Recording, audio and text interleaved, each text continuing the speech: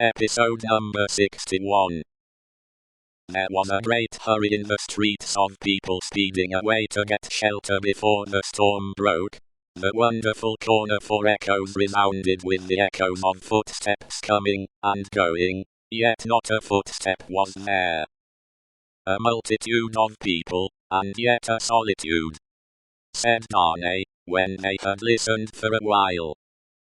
Is it not impressive, Mr. Darnay? Asked Lucy. Sometimes, I have sat here of an evening, until I have fancied, but even the shade of a foolish fancy makes me shudder tonight, when all is so black and solemn. Let us shudder too. We may know what it is. It will seem nothing to you. Such whims are only impressive as we originate them, I think. They are not to be communicated.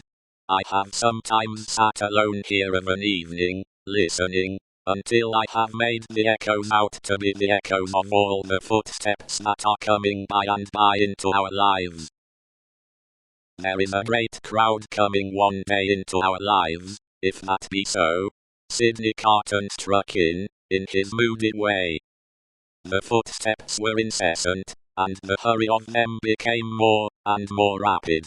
The corner echoed and re-echoed with the tread of feet, some, as it seemed, under the windows, some, as it seemed, in the room, some coming, some going, some breaking off, some stopping altogether, all in the distant streets, and not one within sight. Are all these footsteps destined to come to all of us, Miss Manette, or are we to divide them among us? I don't know, Mr. Darnay. I told you it was a foolish fancy, but you asked for it. When I have yielded myself to it, I have been alone, and then I have imagined them the footsteps of the people who are to come into my life, and my father's. I take them into mine, said Carton. I ask no questions, and make no stipulations. There is a great crowd bearing down upon us, Miss Manette, and I see them by the lightning. He added the last words, after there had been a vivid flash, which had shown him lounging in the window. And I hear them. He added again, after a peal of thunder. Here they come, fast, fierce, and furious. It was the rush and roar of rain that he typified, and it stopped him, for no voice could be heard in it.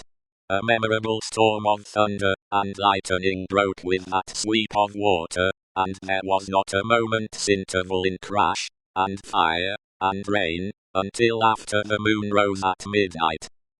The great bell of St. Paul's was striking one in the clear air, when Mr. Lorry, escorted by Jerry, high-booted, and bearing a lantern, set forth on his return passage to Clerkenwell.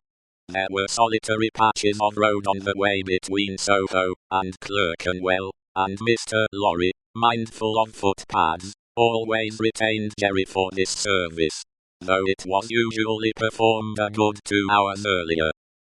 What a night it has been. Almost a night, Jerry, said Mr. Lorry, to bring the dead out of their graves.